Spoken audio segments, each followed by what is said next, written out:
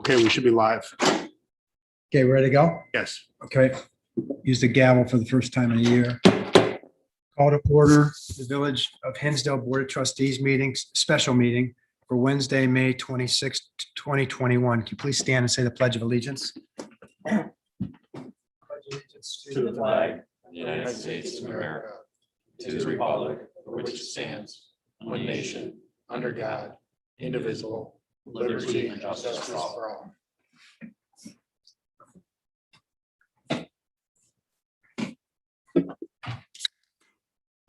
Okay, don't have any minutes to approve tonight. So the first item up is citizens petition. We've only got one item on the agenda. And to the extent you're here for that item, I'd suggest that you wait until we get to the item. But is there anybody else here who wants to speak to anything else other than the McNaughton project? Okay, so that'll take us right to the one item. And yeah, I've got some thoughts. You want to introduce it first, or you want me just to go? Why don't you start? Okay. Mike's the best one. Okay, so as I said, the only item, and also people are on Zoom. Was the McNaughton's on the Zoom? Correct. and Okay, They okay. do have a presentation. Okay, so the only item on tonight's agenda is a request for referral to the Plan Commission of a planned development of part of the IBLP property between Adams and Madison. The McNaughton Group requests a referral to the Plan Commission for a development concept plan, which would give the applicant an opportunity to submit a plan to the Plan Commission showing the basic scope, character, and nature of the entire proposed plan development. The development concept plan is the basis on which the public would respond in connection with a public hearing that would be held at the Plan Commission, and the public would be given an opportunity to make comments at that stage when it's still just a concept. Should the board find that this request for referral to the Plan Commission merits a hearing in consideration for the Plan Commission, they can do that by 4 votes. If there's a denial, meaning 4 board members vote against referral, that denial has the same legal effect as a denial at a hearing before the Plan Commission. And I'm sure the applicant is aware of this. There are repercussions to having a denial by the Plan Commission or by this board on a referral to the Plan Commission, meaning that a similar project cannot come back to the board for 2 years. If the board decides to refer this project to the Plan Commission, that is not an approval of the project. It simply means that at a high level, the board considers the project worthy of further consideration by the Plan Commission, which is the body designated to conduct a hearing concerning a project. As you know, proposed developments have been referred to the Plan Commission. The Plan Commission has recommended that they not be approved by the board, and the board has accepted that recommendation. Other planned development projects have been sent to the Plan Commission where the Plan Commission has made significant changes to the project, and those changes have been approved by the board. So if there is a referral, that does not mean that's the end of the consideration by the board. The board has received over 50 emails from residents, most of whom are from Hinsdale, but some are from Oak Brook, relating to this matter. None of the emails from either the Hinsdale residents or from the Oak Brook residents favored the development. Most residents say that the development is too dense. So in my time as a trustee before I became village president, there were many zoning issues that came to the board, and we spent many hours going over zoning issues. And in my opinion, oftentimes those meetings went nowhere. So I spoke to all the trustees about this, and so I have their okay to do this, but I'm going to use my prerogative as village president to try to frame the issues for discussion and get to the heart of the matter so we can move this along as best we can. I'm not going to tell anybody they can't talk. I will never cut off a resident or developer from saying anything, but I think by framing the issue and giving you the board's, what I understand is the board's collective view on this, it may shorten things. So to start with, it seems to me that when you're analyzing a proposed development like this, you need to first look at what can be built on the property as a matter of right, meaning what can you build on the property without getting any relief from the zoning code? And as I've said before, and I always encourage developers, if you do something that's consistent with the board, you don't even have to come to us. So what is it that they could do compliant with the code? And what I found out, and Luke and I have worked on this for a number of days, is that it's easier said than done. Because these are both odd properties in the sense that the Madison Street side, not all the properties to be developed are on the street. You're going to have to put in a street to access the back properties. Figuring out what's code compliant requires some assumptions. Even more so on the Adams side, where there's not only we have to put a road in to access the properties, but there's a fair amount of, actually, I think there's more than half of the land is wetlands that can't be built on in any event. So that makes the process a little challenging, but we've done it. And so what we did is yesterday, we asked an engineering firm by the name of James J. Benz and Associates to do a quick analysis of both properties to find out what it is you could build on the properties without any relief from the zoning code. And as again, somebody can question those assumptions. A developer may well come to us and say, we quibble with this and you're off by one. That may be the case, but we did make a number of assumptions, and these are the assumptions that we're using for purposes of this meeting. And again, hire an outside firm. All we said to them is this is the property. You tell us what could be built there without any relief under the zoning code. So as I said, you can quibble with the assumptions, but I'm going to put that on the screen, and the trustees have it in front of you. So the first, can you put the first one up, option one? So option one, which is on the screen now, shows that on the Madison side, you can build 9 homes under code compliance. So there's 5 along the back, 4 in the middle, and then there's a road that accesses the 5 in the back. And that again was done by our outside engineer with no directions other than what complies with the code. On the Adams Street side, you can see there that what the engineering firm Benz came up with was 9 homes on the Adams Street side too. So that's code compliant. So then they looked at it another way. And if you could put slide 2 up there, they decided to reconfigure it, and they came up with exactly the same number under option 2. So you see that there's 9 homes on the Madison side, reconfigured a little bit differently. And then if you look on the Adams side, again, it's 9 homes. So 9 and 9 is what you can get without any relief under the zoning code. And then our new village planner, Bethany, took her own stab at it, and just on the Adams Street side, and she came up with 10, configured slightly different than what Benz would do. So we're talking about 9 on Madison, 9 on Adams, possibly 10, but that's the number we're working with for what's permitted there. So as residents may know, and as McNaughton obviously knows, their proposal calls for 11 homes on Madison. That's 2 more than the code would allow. And this is just a straight R2 development. So there's really they're not offering to make these particular homes age restricted. So, I'm not clear why you would ever in my opinion, give more than the code would allow when you're just doing straight single family R4 homes. Now on the Adams Street, R2 homes, sorry.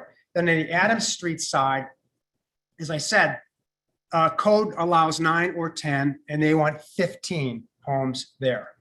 So again, the thing that we were thinking about, or that was being discussed with the developer, is that these would be age restricted.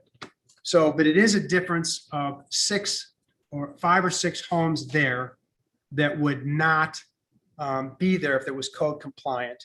The developers or argument, and one that could be made, is that you have, even though there's more homes there, you'd have fewer commutes back and forth because this would be age targeted or age restricted, and so there'd be less traffic. But again, it's 6 homes more than you'd be allowed under code. So the question is, how do you get to 11 on the Madison Street side when the code calls for 9? And what what the developer did, and actually I just found this out today, is that there's a roadway that goes around, and the village code calls for 66 feet right of way. And isn't that right? Is that right, Bethany? 66 feet, correct. yeah. So the way they were able to get three homes six homes in the middle there, as opposed to 4, is by shrinking the right of way. And they told me that they were going to do that, but I frankly didn't know it was to add 2 more homes. But the code calls for 66 feet. And as I said, I don't know why we would waive from 66 feet. I don't know why we would have more homes on that than, this is my personal view, why we'd have more homes on that than is called for. So then you get to the Adams Street side, and there too, they're asking relief. They have a much narrower street there than the 66-foot right of way.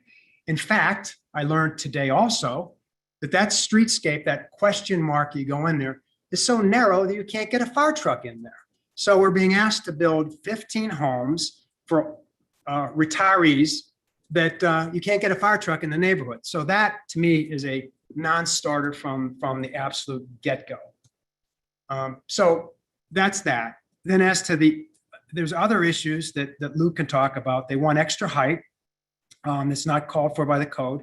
Some of it I can understand, because I think to the extent that the topography calls for relief, I know over the years we've given that so people can have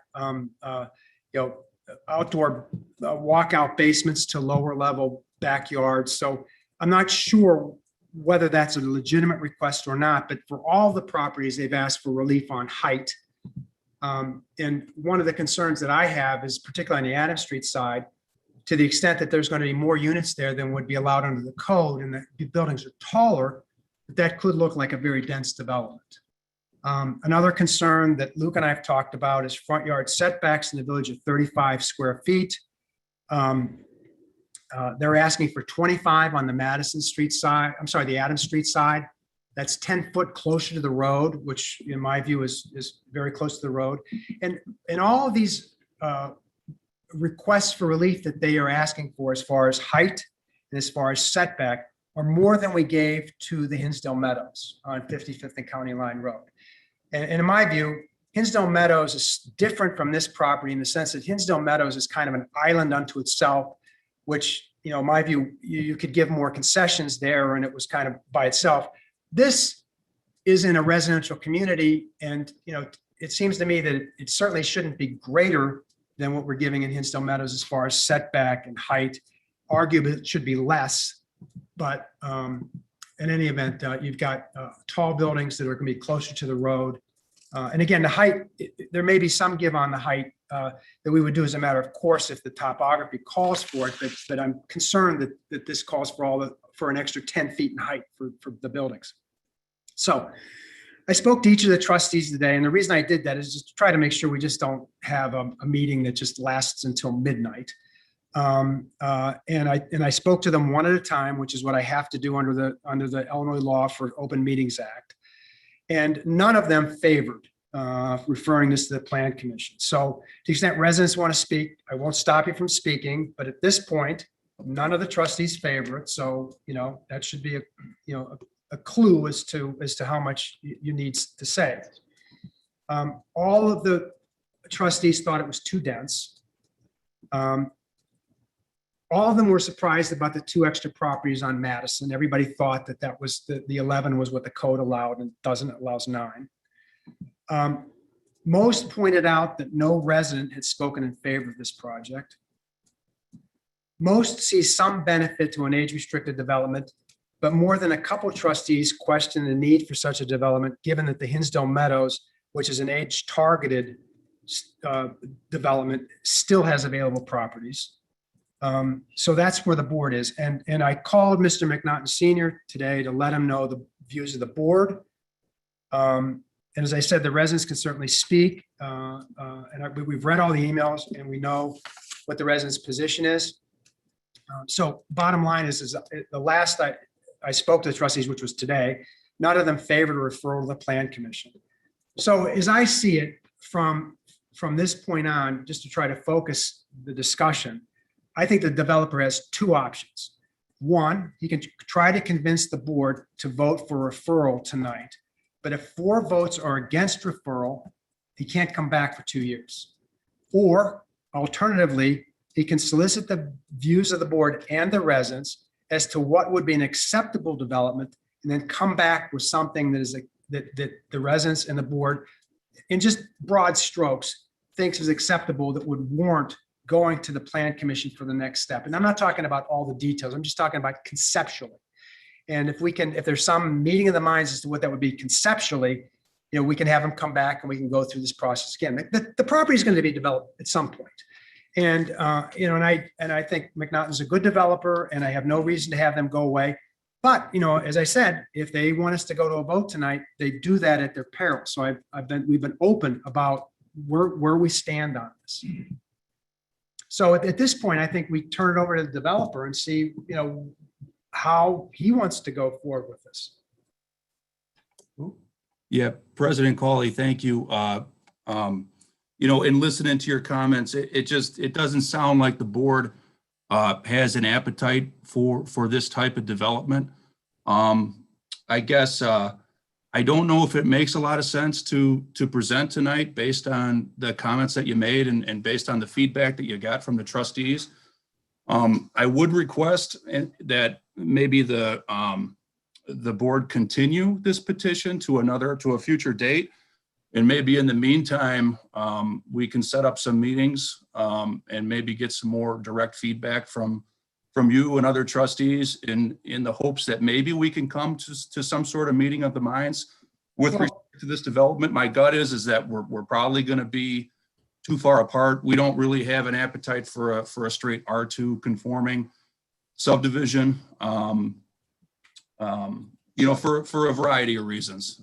And we can get into that Right. If you'd like. But like you said, I don't think it's a good use of time tonight to go into the wee hours of the night if we're so far apart. Yeah, right. We are. But I mean, one thing I think we would be open to is if you want to hear from the trustees, each of them has a unique perspective on this, and get their perspective on what they think would be an acceptable development. And maybe we could hear from the residents, and maybe my feeling is reading the emails that the residents are, reasonable and rational. I don't think anybody's saying you can't develop it under any circumstances. This would be an opportunity to get feedback from people that you could use later if you want to avail yourself of that opportunity. Yeah, I mean, we're always interested in feedback. It seems like we're going to be a lot closer to just a straight R2 conforming subdivision. Right. For a variety of reasons, like I said, we don't have an appetite for 20,000 square foot lots. I mean, we've got 11 proposed on the east side. I think that's the most that we would want.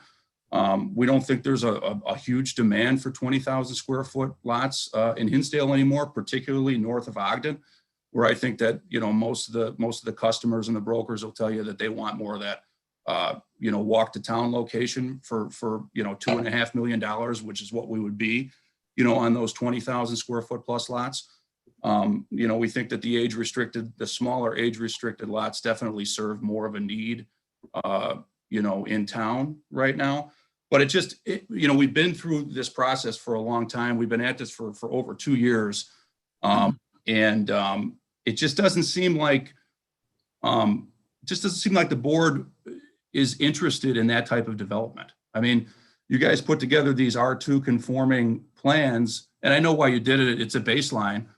And we did it ourselves as well, just to see where we're at. And the way that I look at it, and the way that we look at it here at McNaughton, is, yeah, we've got more lots, but we're asking for a little bit of a density bonus, I guess I would call it, in exchange for all the benefits that we think that this development brings up, over an R2 conforming subdivision. And you alluded to some of those things, less traffic, we calculated 11 less school age children, over an R2 conforming subdivision. You're getting the park site. We're doing the park improvements with a public access easement, pedestrian path connecting Adams and Madison. 15 of the lots are age restricted. It'd be a private development. maintenance free with low municipal burden. So, and you're not going to get any of that with just an R2 conforming subdivision. And my fear is that the village is making a little bit of a mistake in demanding straight R2, because I think you're going to have a hard time finding somebody to come in and actually develop the site to build 20 R2 lots. And whoever's going to do that is, I don't think you're going to find somebody to do that. And it's certainly not going to be kind of a uniform, orderly development, which we're proposing. We're going to come in, build the development improvements. We plan on inventorying all the lots for our own construction. So you're dealing with one person. Whereas, if you got 20 R2 lots up there, that guy's going to be there for 15, 20 years building those out, or he's going to be selling to a handful of local builders. And then you've got multiple people in there. So I think it's just a different vision, between what we envision for the piece and, what the trustees envision. Okay. So I take it you don't want to vote tonight? I don't want to vote tonight. No, I would appreciate it if we can continue it. And I would certainly, I think we have an idea of what, the neighbors are going to say. I mean, we've been through this process before. We've seen the letters. We kind of know what concerns they have. But, we have tried to meet with the trustees individually regarding this petition. And for one reason or another, we weren't able to meet with them. So if there could be some sort of trustee discussion where we could get some specific opinions from each individual trustee, maybe we could assimilate that information and try to put something together that works for everyone. Well, there's no time like now for that. So I know everybody had ideas, so we could just go down the line and give you what our thoughts are. And then we can ask the people who come to the meeting or on Zoom if they've got any additional thoughts. Yeah, I would appreciate that. And one other thing to note too is I know you got 50 letters from neighbors in the area that do not support the project. I mean, the way we look at it is this is a concept level referral. This is the first step in a probably a 9-step series of meetings that we're going to have. And, I mean, we can get our own support as well. If we want to play that game of, marching in 50 of our supporters, that could come in that we've built houses for in Hinsdale, that support us as developers, that like our work, that understand the value of, 15 age-restricted houses north of town that, serve a need for all these move-down buyers that, they're empty nesters and they're still looking to stay in town. I know we can get that support. We're not marching those people out right now because this is the first meeting in a series of what could be 9 meetings before we even get to a concept level approval. So, you're seeing one side of it right now. And I guarantee you that we can match for every negative neighbor that comes out and complains about the development. I can bring somebody that will be positive and support it. So, Yeah. Well, first of all, we can only go on the information we have. And we can only look at the information, the emails we have. But I think for me personally, a larger issue is I view the zoning code as something that, to a large extent is sacrosanct. I mean, we're willing to change the code to accommodate special situations. And an age-restricted subdivision is something that gives you the right to come to the board and that, we can have that conversation. But just based upon, just the number of units, the width of the roadway, the height of the buildings, the setback of the buildings, it just, from my perspective, it's too inconsistent with the code to warrant a referral. So that's the way I see it. But we can go down the line and just start. Matt, you want to just give your thoughts if you want to share? Sure. So on the Madison Street side, I guess I'm not sure why there would be any, differences there from conforming R2. I was surprised to hear that the right of way was, narrower than it's supposed to be under the code. Similarly, I think Tom had already talked about the elevations and, again, I think I'd like a little more information about why the elevation needs to be so much higher than what our code says. And obviously if there's some, because of the elevation of the property, there's a walkout. I'm sympathetic to those kinds of things, but again, on the Madison Street side, just having a hard time seeing why there should be a lot, if any, variations there. With respect to the Adams Street side, I'm sympathetic to the idea of, age restricted housing. I guess, before I would, be in favor of approving something, I'd really want a little more, study into how the Hinsdale Meadows development is proceeding, and whether we see that as a continuing need that that other people want to have. It was interesting that the developer brought up the idea of this not being a walk to town area. And I guess I would have thought that the sort of unique area nature of this area in Hinsdale would suggest having larger lots in this area, as opposed to say an area that was a development that was targeted towards seniors. You would think those kind of people would like the idea of being closer to town, and the shopping and restaurants and whatnot. With regard to the elevation, again, particularly with the senior housing, with only a couple people living there, master bedroom on the first floor, really having a hard time understanding why you would need the excess elevation.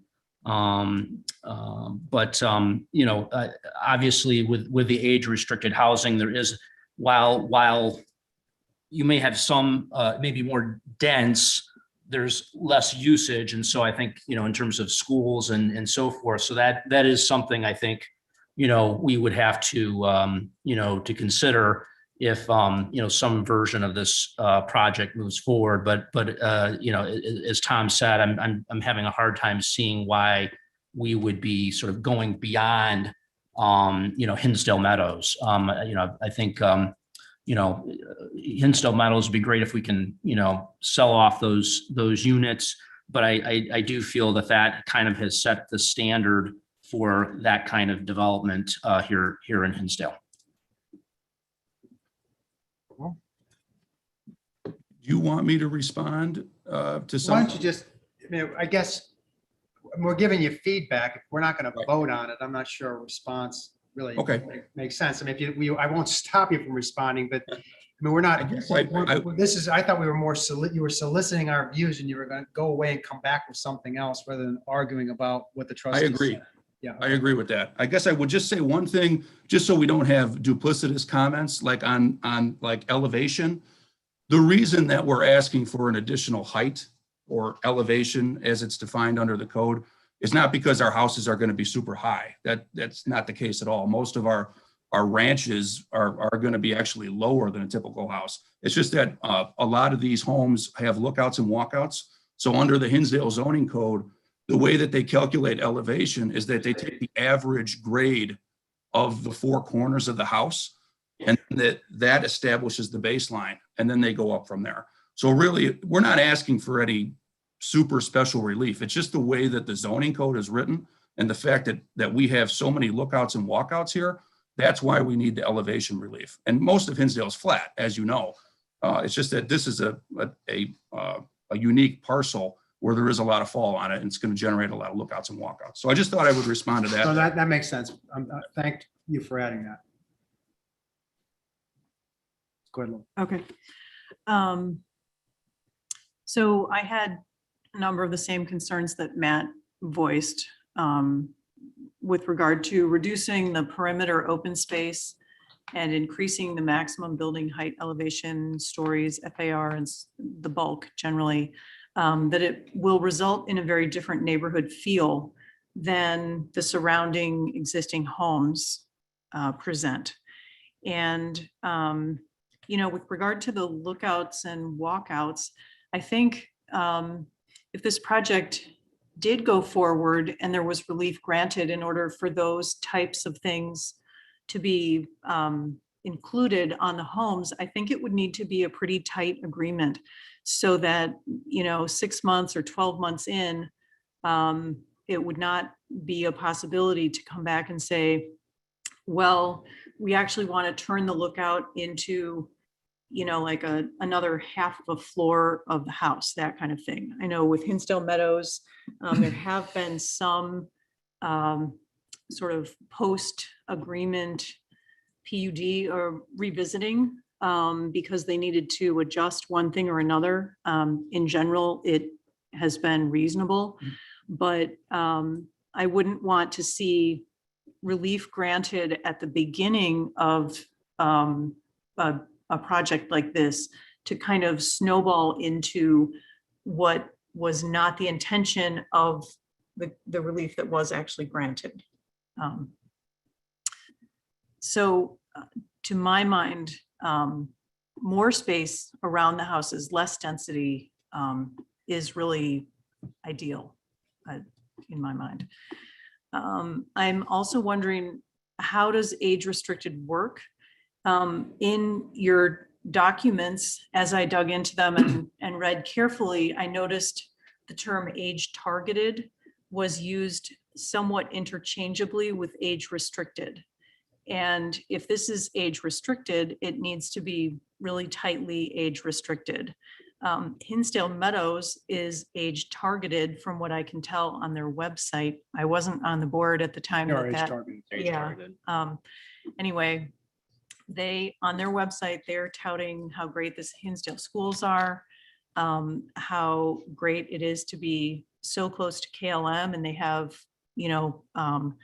access, like backdoor access to KLM from within their development. So two messages there. One, that age targeted really is providing an entry point, like a lower cost entry point for families to move in and take advantage of Hinsdale schools while living in this community that was not necessarily intended to be that way.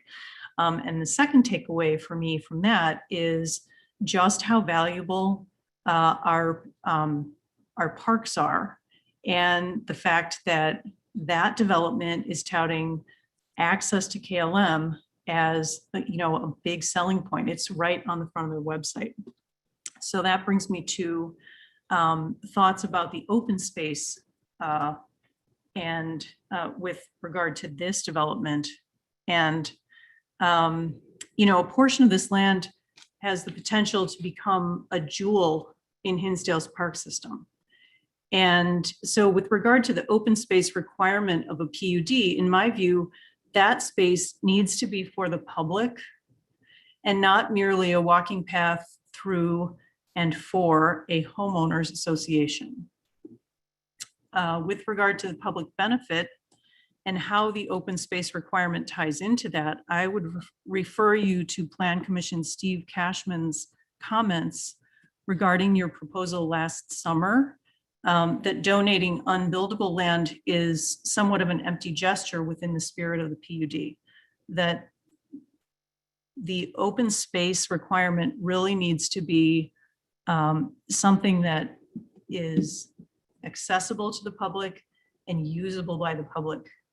So thank you. I'm not going to get into the details on this, but as we look at concept plan and referral to plan commission, basically what it comes down to is a very simple question, which is, are we willing to relax certain restrictions of the R2 zoning in order to receive certain benefits for the project? Here, I think the benefits potentially would be less stress on our school system, potentially less traffic. In lieu of that, though, we're relaxing our code, and the brunt of that relaxation of our code falls all on the neighbors.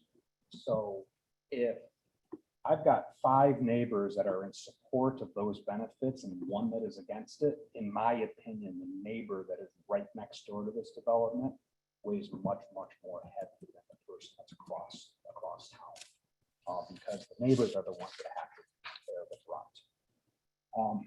Which, as I look at the overall IBLP property here, it's very large.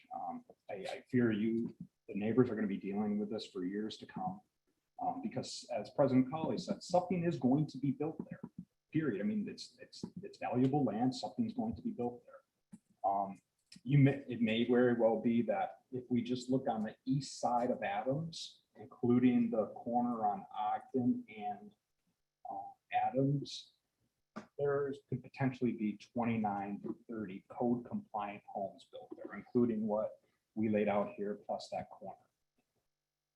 Well, I respect Commissioner Cashman, saying a value of, there's about 20 acres in there that is not built.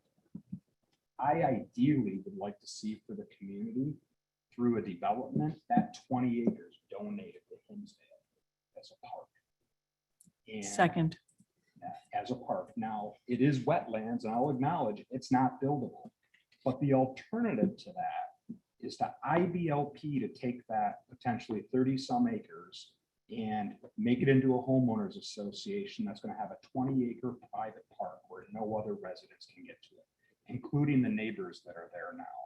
So the reason I'm voting this down tonight is because I don't think the benefit for what McNaughton has proposed, 26 homes versus what 19, specifically a lot of the additional FAR, additional height, we're not close enough together.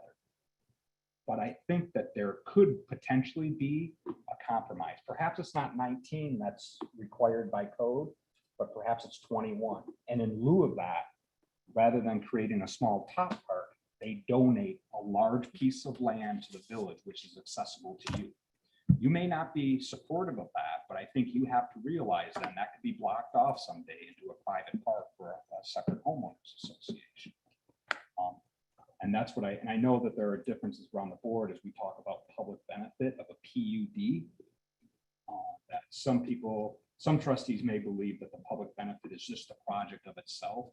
My belief is the public benefit is something more tangible than just the project. So at the end of the day, my message to the developer also and to the neighbors would be if to try and work together on something that is mutually beneficial. But if I get messages from the neighbors, it's only code compliant. At least I will listen to that also.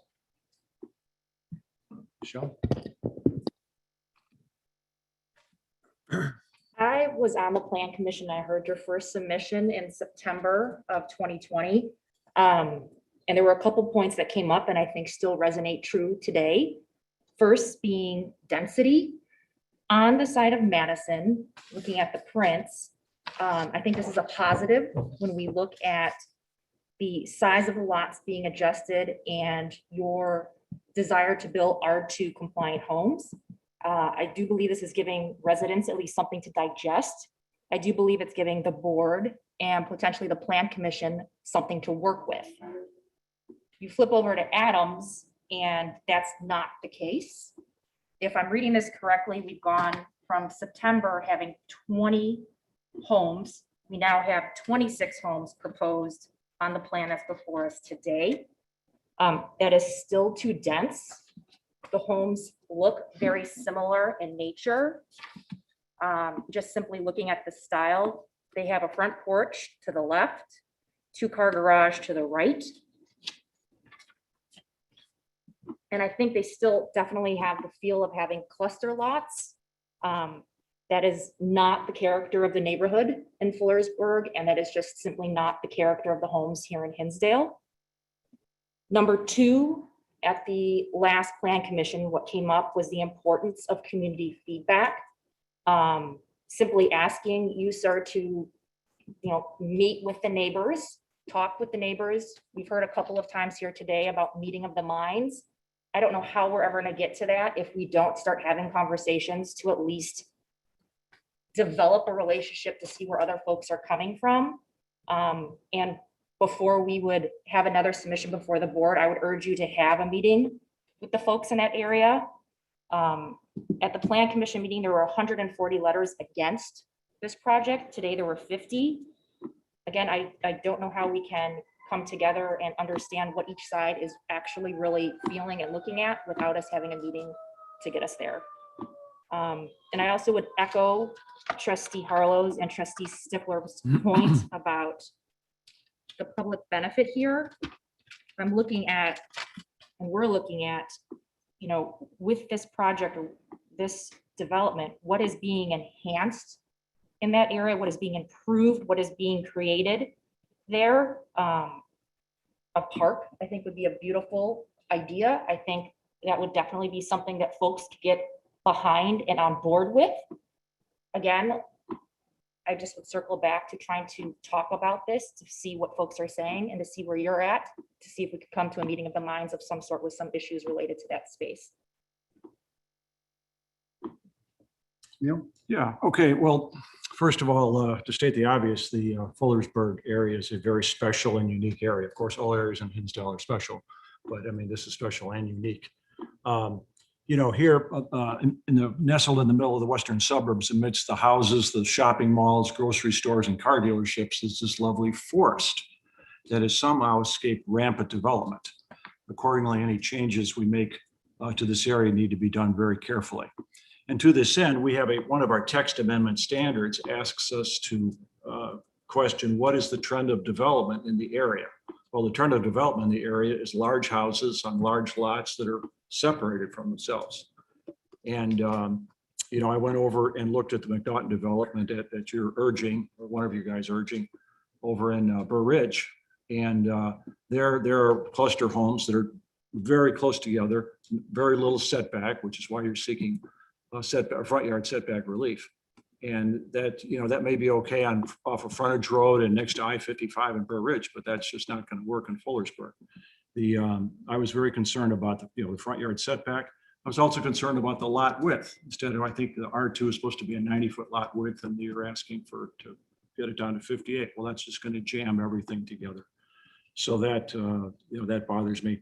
I don't know what the price point was. I don't think we got that far in the discussion, but, it should be well under $1 million because, people aren't going to sell their home in Hinsdale for $1 million or 900 and, turn around and buy something for 1.1. So, that's something, that's. There's a little bit of a tension there, though. The lower, in order to get to a lower price point, you build more units. Yeah, right? oh, yeah, So, I know how that works. You can't ask a developer to say, I want these all to be under $1 million, but I want you to build 3 of them. You know what I mean? So there is, we as a board have to decide whether, this is meaningful. And if we do, you have to accept that they're going to have more units than an R4 develop or 2 development, just because you have to do that to drive the price point. So I do think there's a little bit of tension. Well, yeah, but so then it gets, is there a community need for, houses of that, Whether you need price them, point? right, Yeah, so right. I would question that. Yeah. So basically it's the density that bothers me. The fact that you can't get a fire truck down the road. No, is- that's just a that's just, non-starter. but I'm sure that could be amended somehow. Yeah. But that's about where I'm at in this. Scott? So, Mr. McNaughton, just for the record, I think that I had an opportunity, I thought I might have spoke with you, but perhaps it was one of your associates, John Barry, but then this, I think it was going back last February, where I did provide some feedback.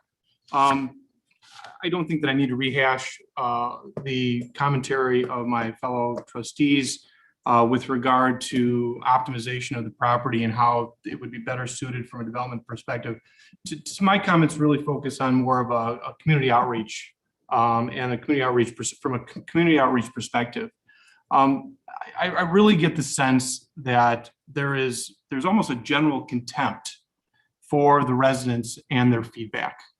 And unfortunately, that in and of itself really taints my view of voting in the affirmative.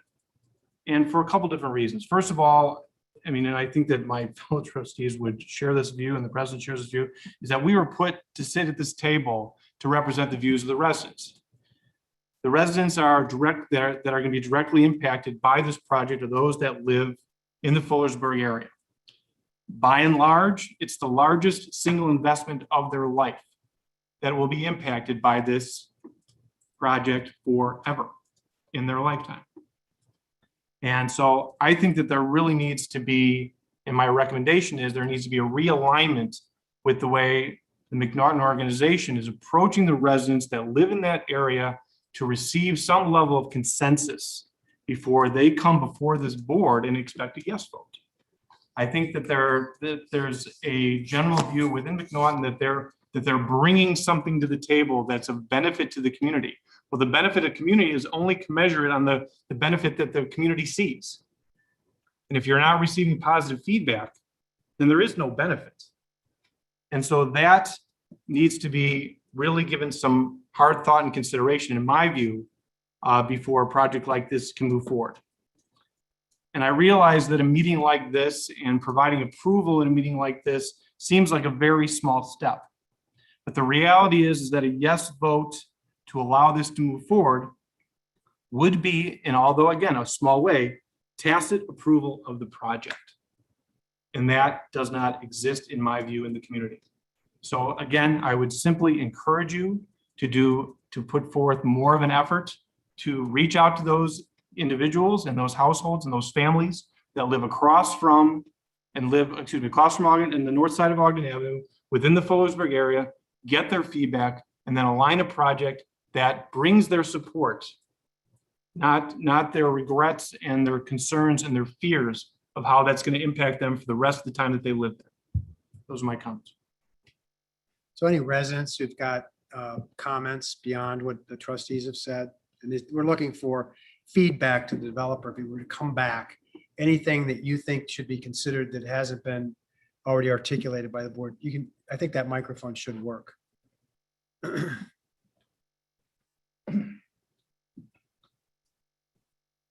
Good evening. Thank you for your time. For the record, we did meet with McNaughton last fall, and we did give them feedback that was echoed here this evening. So just wanted to let you know, we did try to collaborate with them. We tried to work collectively, and was presented tonight, contrary to the feedback that we provided. Okay. Sir, may I have your name? My name is Eric Missel. Thank you, Eric. Anybody else? Anything to say? Okay, I'm sorry, go ahead.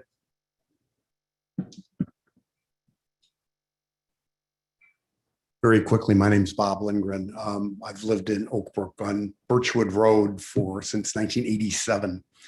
And our house is probably, I'm quite certain it's the house that is closest to the Adams Road side of the development. I just want to reemphasize, it hasn't come up specifically. I mentioned this in a letter that I sent yesterday. This spring has been rather unusual, welcome in a way, because we haven't had 8 or 9 or 10 inches of rain in May. But there's a major flooding and water management issue in the lowlands of that property.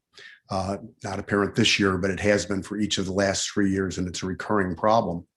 So when I saw the site plan that was proposed for there, which had 9 houses built at floodplain level, I'm not saying they're in the FEMA floodplain, but they're at the floodplain elevation. And apparently you do understand that the topography of that site is there's rather sharp gradient from the north to the south going to the water. So the whole water management issue there is it's very important, and it's one that I think the developer insensitive to. Yeah. So yeah, I'm not going to dispute that, and it's difficult for this board to get into that at this stage. And a couple things. I mean, with all the projects we do in the village, it always comes up about water retention, and we have an engineering staff and we get outside engineers. And one of the things that we're very careful about is you don't send water to somebody else's property. You've got to maintain the water that you displace on your property. We're getting better and better and better at that over time. And so, and we didn't mention it, but that's like assumed that we would deal with those issues. Also, I think that to build in that area, they're going to have to get approval from DuPage County because it is a floodplain there. So, whatever's built there, rest assured that it will not flood your house or flood your basement, because that work will certainly be done. And it's not just the village staff. We have outside engineers look at these things. Okay, and thank you. I appreciate that reassurance. It's not merely the flooding of my property that I would be concerned about. It's also the degradation of the water benefit Sure. in the area, which is, it's a great natural beauty, and we'd love to see that turn to a park Right, and I'm also. sure that that's the DuPage County will be looking at that too. I mean, they're not going to let them change the way the water's flowing and configured there. Okay, thank you.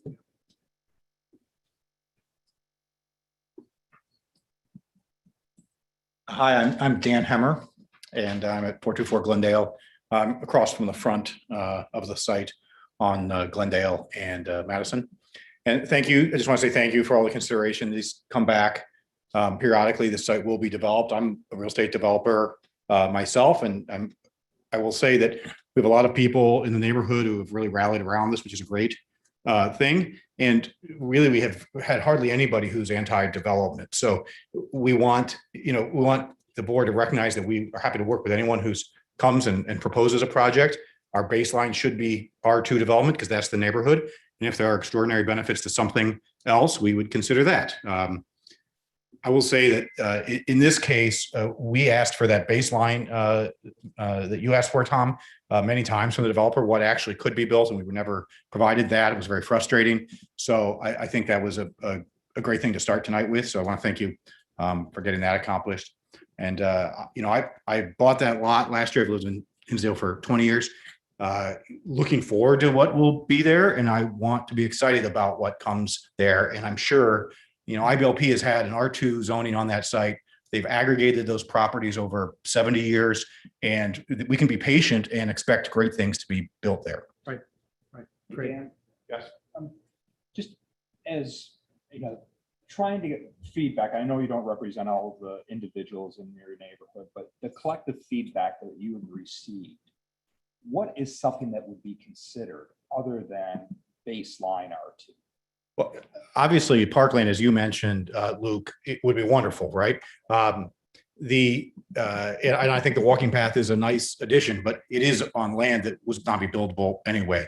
So it'd be great if the village were to be able to work with the IBLP and master plan something really nice there with actual parkland. I don't know that they don't seem to have an interest in that. They're piecing out parcels and auctioning off to the highest bidder and then just seeing if the bidder can get accomplished something that maximizes the value of the property. That's their strategy. So it's not I don't necessarily blame McNaughton. They put a bid in for probably too high of a price for the property, and they can't justify the kind of product they build at that price, right? So that's not their fault, but IBLP should recognize that that's not going to succeed. And so I blame IBLP for not working with the village or a master developer to build something nicer. But R2 is our baseline. And if R2 homes are done there, great. We're not a tract housing community. This isn't, Naperville, although parts of Naperville are beautiful. The farm fields out at the edges of Naperville are tract housing. We don't want tract housing here. Even that circle driveway with one developer doing 11 or 9 homes that are all nearly identical is not really attractive to me, even if it were code compliant, although I wouldn't be able necessarily to complain. But it certainly doesn't make me want to bend over backwards and be excited to give them other compliance waivers elsewhere. So, I guess custom homes in the set that fit the setting and fit Hinsdale is what we ideally want. We're not afraid of new kids and families moving to Hinsdale. Great. They'll pay their taxes. Their kids will go to school. And if there's something else that comes in that's great for Hinsdale, that'd be fine with us too. Okay. Anyone else?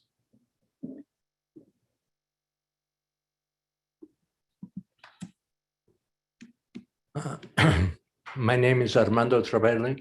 I live at 521 Bonnie Brae Road, and I've been living there for close to 50 years since we bought our house in 1972. And I wrote to the village, and I think that my views have not changed. You can read them what they are. But I wanted to point out one thing that I did not mention, and that has been mentioned several times, and that is that age-restricted homeowners are desirable because they don't put a burden on the schools. That's true, but they also put another burden, because if there is a referendum in which people are voting to put extra money to support the schools, you cannot count on age-restricted residents to vote in favor of that of that referendum. So to have people that are not involved in the schools is not really a good solution for the schools. There is less burden, but also less support. And we want a community that is involved in the schools and supports them. Thank you. Anyone else? Okay, Mr. McNaughton, anything you want to add before we call it a day? No, I don't think so. Thanks for all the feedback, and we'll do our best to, like I said, assimilate this information and see if we can come up with something that is more suitable based on the comments. Okay, so we can have public comments, which we've already had. Any trustee comments, final words from any of the trustees? No? Can I have a motion to adjourn? Motion adjourned. Second. Roll call vote?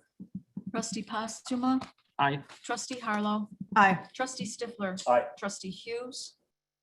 Oh, wrong Fisher. guy. Oh, Trustee- geez. It actually says Fisher and I still said Hughes. I'm an sorry. Trustee Fisher, Aye.